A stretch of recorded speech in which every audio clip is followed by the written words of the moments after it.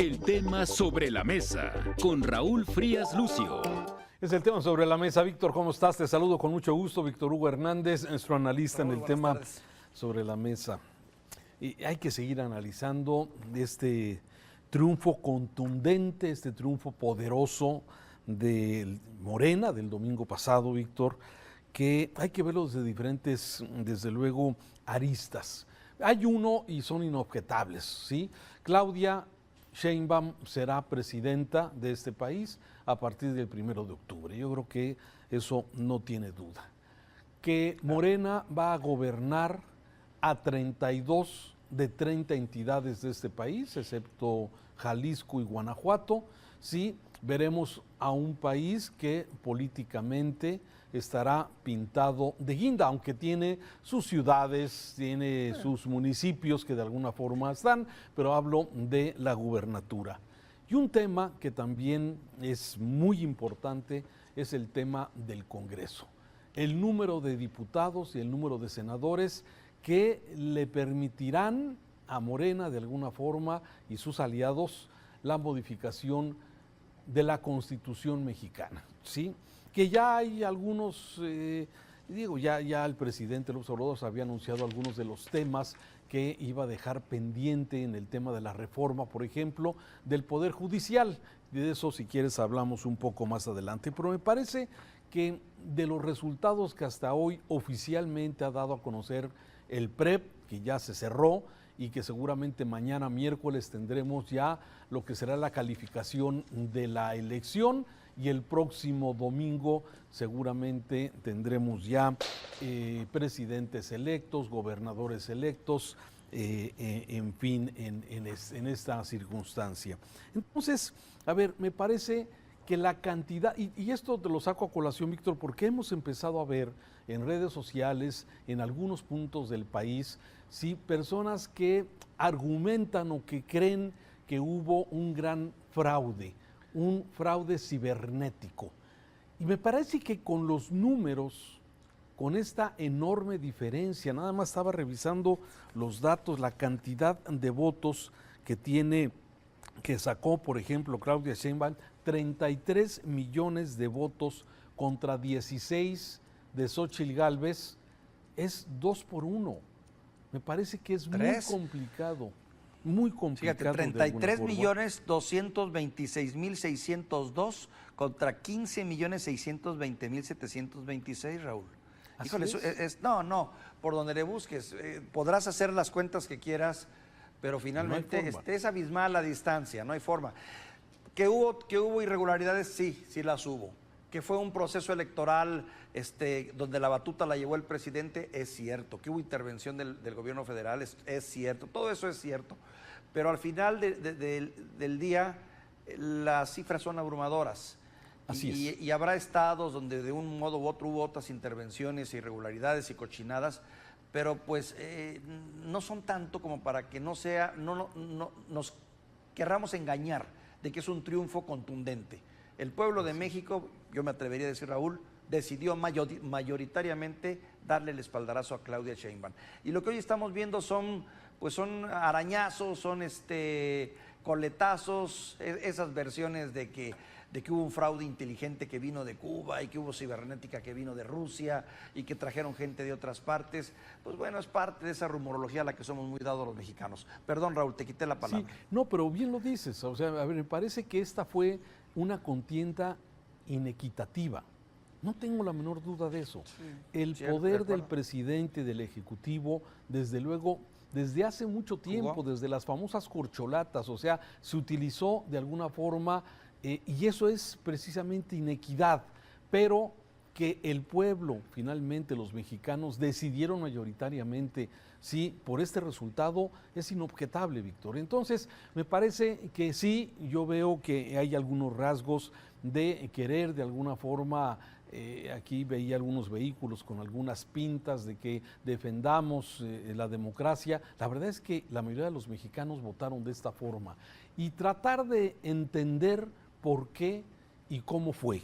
Y me parece que esta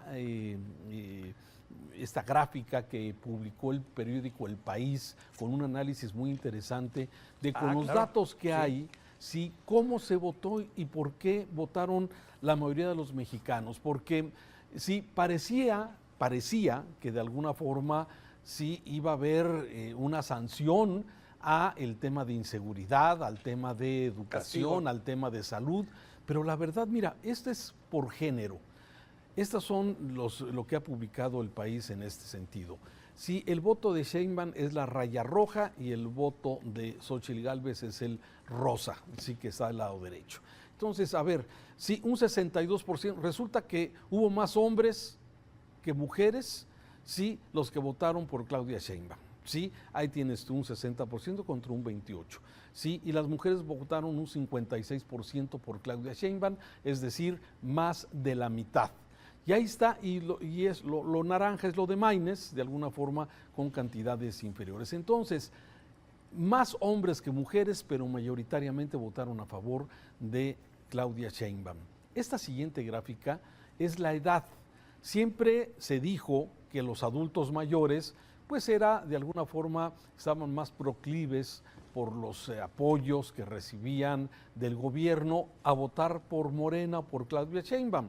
Y aquí está un dato que nos dice que todos los sectores de edad, ¿sí?, desde los jóvenes de 18 años de edad hasta los de 60 y más, votaron mayoritariamente por Claudia Sheinbaum. En porcentajes diferentes, Víctor, como estamos viendo, los jóvenes votaron también un 21% por Maynes, ¿sí? Pero casi lo mismo que con Xóchitl Gálvez, pero la mayoría, el 57% de los jóvenes votaron por Claudia Sheinbaum.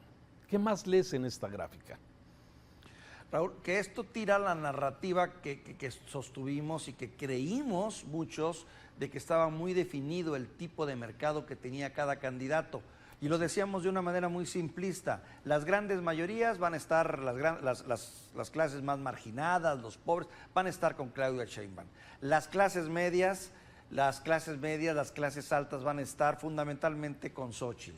Los jóvenes se los va a repartir Maynes y se los va a llevar entre Maynes y Xóchitl. Eran nuestros argumentos, ¿no? De una manera muy simplista tasábamos ese trabajo social bajo la premisa de los beneficios, los programas sociales, la educación, el nivel económico, lo perjudicado que había sido tú por los programas o beneficiado. Bueno, Raúl, los cálculos nos fallaron, porque francamente en todas partes está la presencia de la intencionalidad a favor de Maynes, ¿no? Sí, sí, de Claudia, desde luego. De Claudia, perdón. Sí, desde luego. Perdón, sí. A ver, estamos viendo por edad, que lo estamos exactamente viendo, así es que sí, los de 60 y más votaron 62% por Claudia, un 36% por Xóchitl.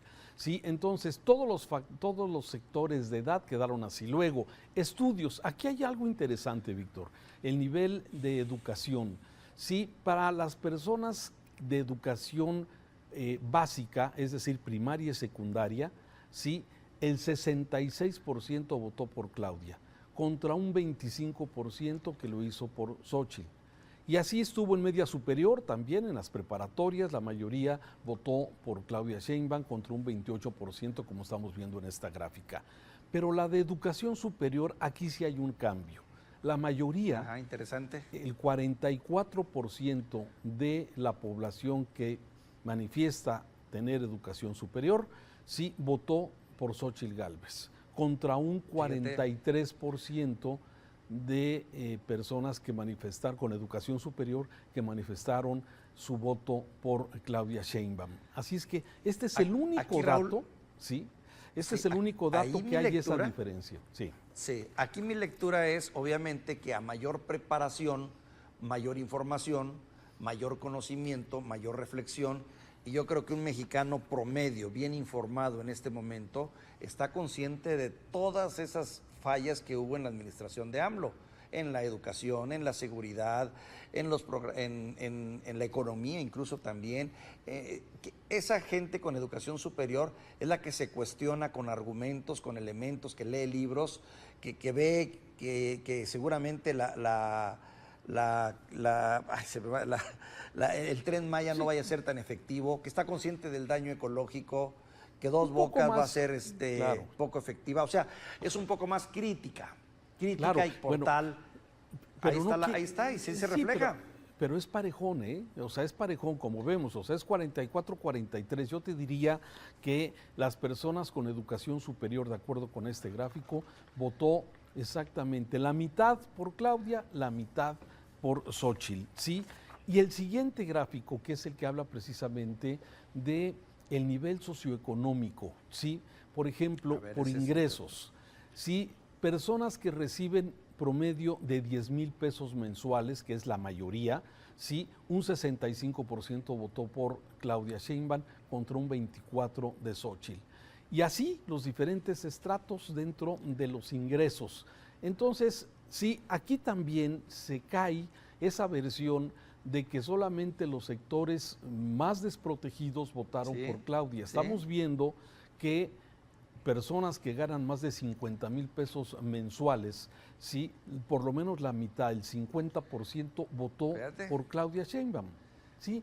Entonces, esa clase media, esa ola rosa, tal vez, ese profesionista que tan mal hablaba de que estaba olvidado, ese pequeño empresario que se decía engañado, que no tuvo apoyos en el COVID, ese pequeño comerciante o empresario, fabricante, pues no, Raúl, parece que le dio el espaldarazo también a Claudia Sheinbaum.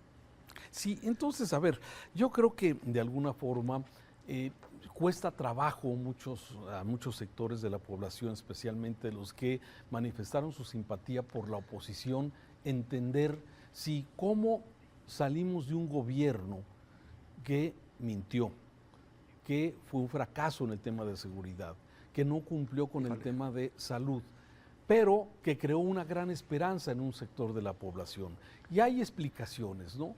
Que la mayoría de los mexicanos, estamos desde luego en esa gran mayoría de las clases desprotegidas, de pobreza, que alcanza a varios millones de mexicanos, y que además siempre se han mantenido en esos niveles de inseguridad. O sea, el tema de la inseguridad le ha afectado a un sector de la población, pero la mayoría de los mexicanos quizás tienen décadas padeciendo de inseguridad, tienen décadas padeciendo de malos sistemas de salud.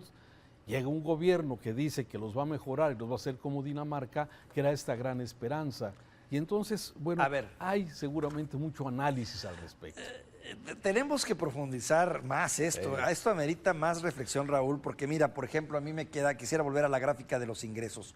¿Cómo me explicas que una persona que gana 50,000 pesos más, 50,000 pesos o más, mensuales, obviamente está muy lejos de ser clase media, clase baja, clase media, es una clase media alta consolidada, y de ahí casi la mitad apoyó el proyecto de Claudia Sheinbaum?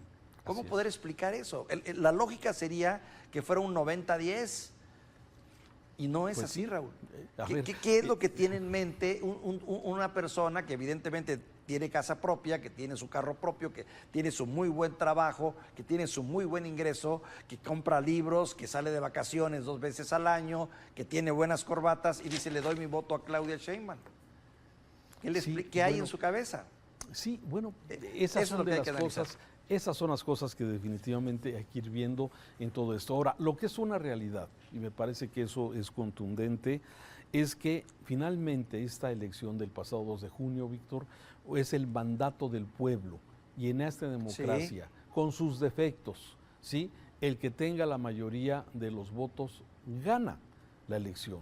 Y como ahora sí, bueno, vamos a tener otra vez como en los años 80 y tantos, 89, con Carlos Salinas, te acordarás que todos los estados eran del PRI, todos eran del PRI. Y donde la figura presidencial era a qué horas son las que usted diga, señor presidente. Sí. Ese es uno de los riesgos grandes, de los muchos riesgos que vamos a tener. Claro. Uno, que al tener tanto poder, y no pienso que la señora Sheinbaum vaya a ser mala en sí, per se, sino que tú lo sabes, bajo el amparo de ese gran paraguas que es el poder total, pues bueno, ¿cuántos se benefician, no? Los operadores. Vamos a tener también la posibilidad de que haya más ineptos, va a estar presente. La posibilidad de que tengamos más ladrones y más sin castigo, vividores, va a estar a la orden del día. Y impunidad también de manera natural. O sea, sí hay una propensión muy grande a la arrogancia, sí va a haber una propensión muy grande a la fuerza, porque finalmente ese es el problema de no tener pesos y contrapesos, Raúl. Cuando Ese tienes es el el poder problema. total, inevitablemente empiezas a transformarte. Y nos obliga a una reestructuración total. Los partidos van a tener que reestructurarse, los que no desaparecer. Muchos líderes de los que ahí estamos viendo tendrán que irse a su casa por los resultados si tienen vergüenza, Raúl. Ya Y nosotros deberían haber los puesto su opinadores renuncia. sí, claro, por supuesto. Y nosotros los opinadores vamos a tener que empezar a ver con otra óptica esta realidad, tratar de escudriñar más allá qué es lo que mueve a un ciudadano a votar como votó. Creo que tenemos mucho estudio por delante y mucho que reflexionar. Sí, y a mí el único, y termino con eso, el tema del Congreso, ¿sí? Un Congreso debe ser siempre, es una fuerza de equilibrio entre el Poder Ejecutivo, el Poder Legislativo y el Poder Judicial. Hay mucho que hacer en todos los ámbitos, sin duda, y me parece que en el tema del Poder Legislativo, el tener equilibrio siempre funciona muy bien. Pero mira lo que son las cosas.